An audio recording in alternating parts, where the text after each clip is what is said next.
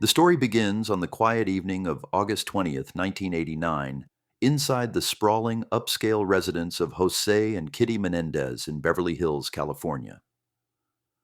José Menendez was a powerful, highly demanding, and ruthlessly controlling entertainment executive working as a corporate director for a major film studio. He had a reputation for enforcing absolute near-totalitarian control over every aspect of his sons' lives, dictating their friends, their clothing, their academic paths, and their athletic pursuits, particularly tennis. His wife, Mary Louise Kitty Menendez, was a former beauty queen and teacher who suffered privately with deep depression, anxiety, and dependence on prescription drugs, existing largely as a fearful accomplice to her husband's domination. They were sitting in their ground floor den, watching a movie. That moment of domestic routine was violently shattered when their two sons, Lyle Menendez, then 21, and Erik Menendez, 18, burst into the room. Both brothers were armed with 12-gauge shotguns, which they had carefully purchased out of town with false identification and paid for in cash to avoid detection. They shot their parents a combined total of 16 times at close range. José was shot 6 times, including a fatal, near-contact shot to the back of his head, causing immediate and massive trauma. Kitty was shot 10 times, with multiple blasts striking her chest, arm, and head as she attempted desperately to flee the room. The sheer number of rounds fired, particularly the excessive force directed at Kitty, suggested a crime driven by extreme rage or terror. Welcome to the Smoking Sun. If you're into true crime and sometimes creepy stories that are stranger than fiction, make sure to hit that subscribe button because those are the types of stories I tell. Now, let's get into it.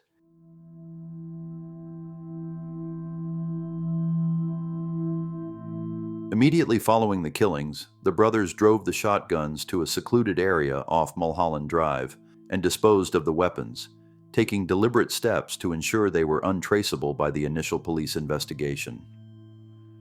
Their pre-planned attempt at an alibi involved driving to a local movie theater to purchase tickets, attempting to establish a verifiable timeline for the hours surrounding the murders. After returning to the silent mansion, the elaborate facade began. It was Lyle Menendez who placed the frantic 911 call, sobbing and shouting, "Someone killed my parents!" In the background, Erik's sustained cries were recorded, an audible performance that would later be dissected and scrutinized by every expert involved in the case. The immediate lack of gunshot residue tests performed by the arriving officers was noted as a critical missed opportunity that later hindered the investigation. The initial police theory centered on José Menendez's high-stakes business dealings, speculating that the crime was a professional hit gone wrong. This theory was quickly dismantled by the highly unusual and telling behavior of the sons. In the months immediately following the murders, the brothers began spending their parents' multi-million-dollar fortune with shocking extravagance, utilizing funds from a life insurance policy and the estate.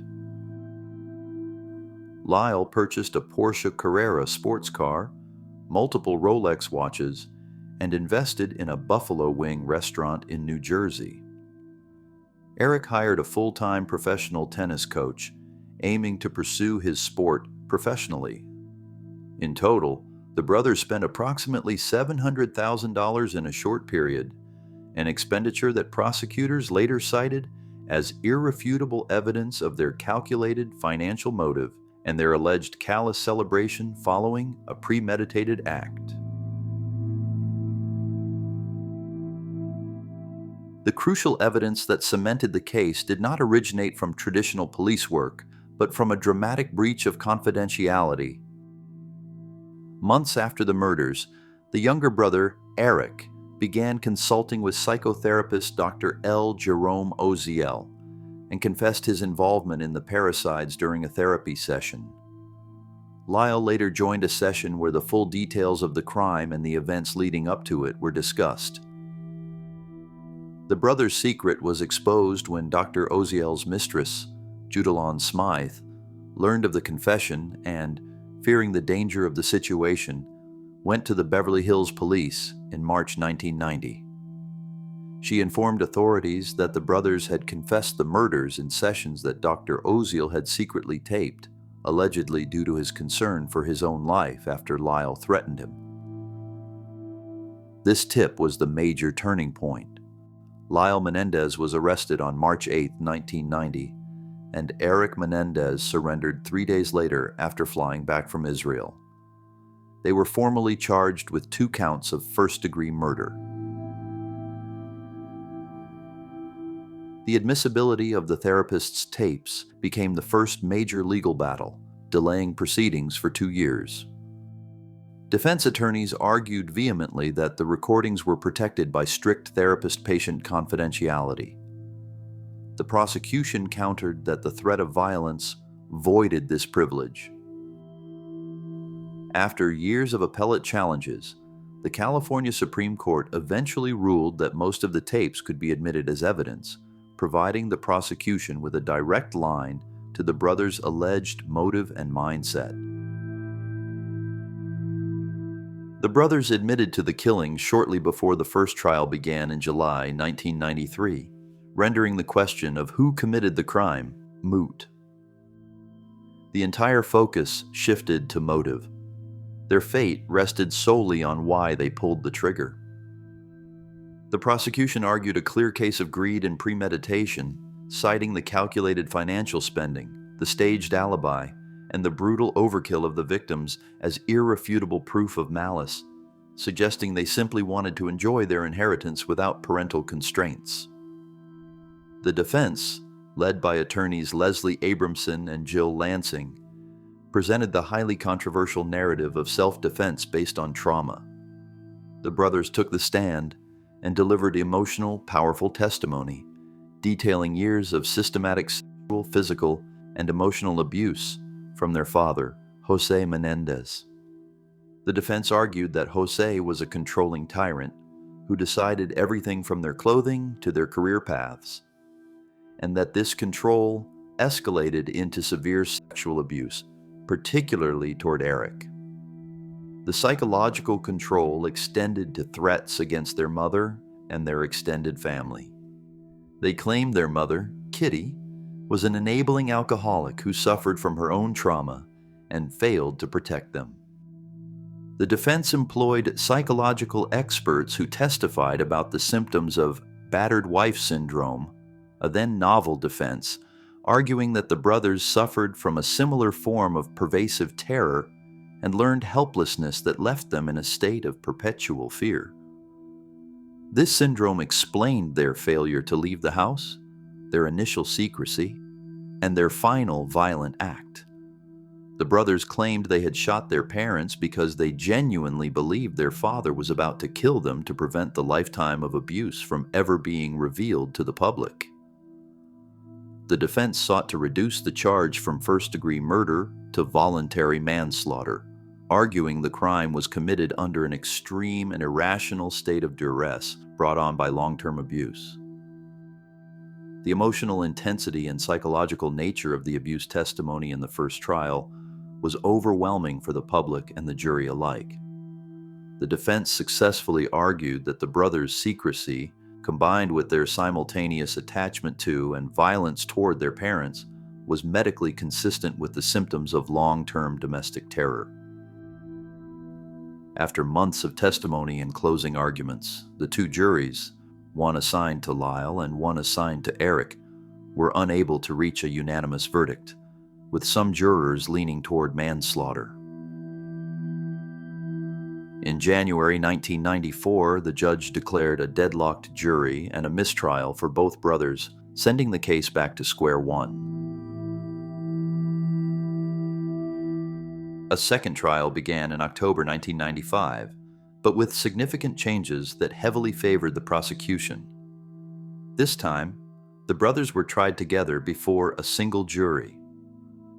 Crucially, The presiding judge strictly limited the amount of evidence the defense could present regarding the historical sexual abuse allegations, severely undermining their self-defense argument by restricting the context and the psychological foundation of the battered wife syndrome defense. The prosecution successfully argued that the brothers had committed cold, premeditated murder. In March 1996, both Lyle and Erik were convicted of first-degree murder with special circumstances for lying in wait and were sentenced to life in prison without the possibility of parole. The brothers spent the next 3 decades in state prison. Their case moved through the appellate courts, with state and federal courts repeatedly upholding their convictions. Over the years, their lives inside prison became part of the public record. They were initially separated for 2 decades due to security concerns and the fear of escape, enduring periods of isolation and trauma. They were eventually reunited in the same unit in 2018. During their incarceration, both brothers committed themselves to extensive rehabilitative programming and educational efforts. Erik found solace in religion and meditation, while Lyle became heavily involved in the prison hospice program, working with terminally ill inmates, a detail cited as evidence of rehabilitation. However, the case gained significant renewed attention in 2024, which coincided with a final legal push from the brothers' attorneys. They filed a petition for resentencing, arguing that the sentencing standards today, which consider trauma and youth, would result in a dramatically different sentence. This petition cited new evidence they claimed corroborated the abuse narrative years earlier. This new information included a letter Erik wrote to his cousin in 1988, months before the killings, explicitly describing his overwhelming fear and the ongoing abuse by his father. This letter's exclusion from the original trial was a key point of the resentencing petition. Additionally, the petition cited allegations from Roy Rosello, a former member of the boy band Menudo, who came forward to claim that José Menendez had also sexually abused him during his time as a music executive. This new evidence prompted a review by the Los Angeles County District Attorney's Office. Following this review, a major legal victory occurred in May 2025 when Superior Court Judge Michael Jessic reduced the brothers' original sentences from life without parole to 50 years to life. This reduction was legally transformative because it immediately made the brothers eligible for parole, as they were under the age of 26 when the crime occurred. The judge cited the brothers' remarkable work in prison, including the creation of a prison hospice program, as a mitigating factor in the decision, acknowledging their decades of rehabilitation efforts. However, despite the sentence reduction, the path to freedom remains complex. Both Erik Menendez and Lyle Menendez have since faced parole boards.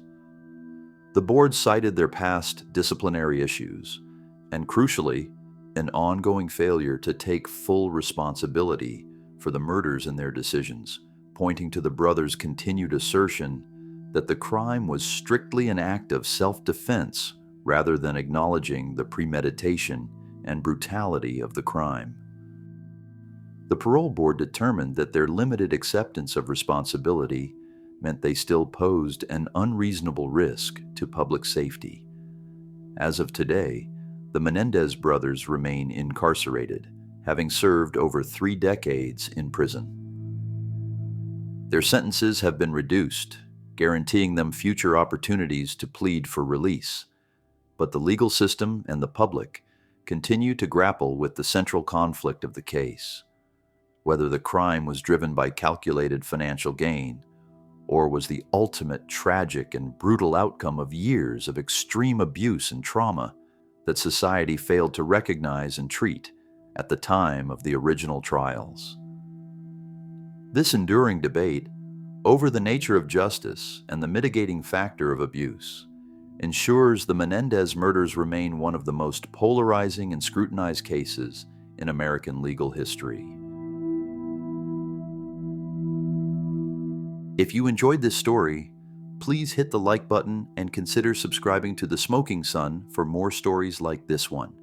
And if you are already subscribed, make sure you have clicked the notification bell and set it to all so that you do not miss any of my uploads. Thanks for watching, and as always, see you next time.